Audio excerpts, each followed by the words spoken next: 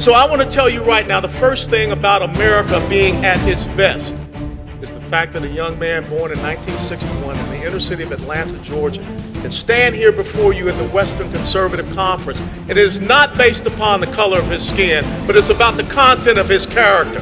And the sad thing is that when America is not at its best, you have people like Barack Obama and Eric Holder that want to complain about skin color because they're devoid of character. That's the difference between America at its best and America not at its best.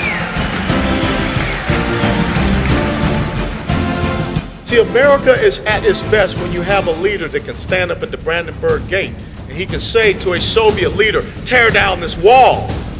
But America is not at its best when a coward leans over to a Russian leader and sheepishly says, I'll have more flexibility after I have re-election.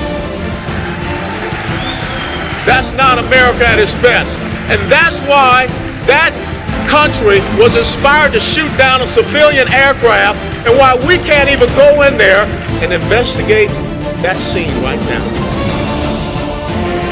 America is not at its best when we abandon Americans to die at Benghazi and we lie about it. America is not at its best when we give a Rose Garden welcome home ceremony to a deserter, as we have released 5 senior members of the enemy back to the enemy, all the time while we have a Marine sergeant sitting in a jail in Mexico. That is not America at its best.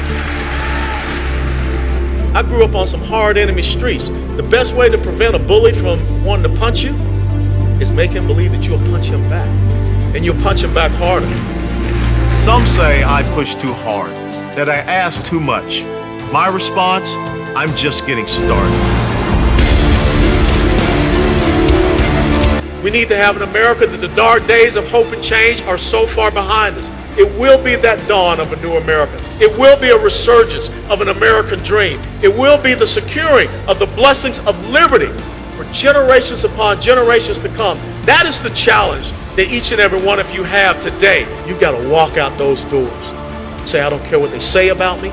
I don't care the names. I don't care the finger pointing. I don't care how often they yell and scream. I am committed to passing on America at its best.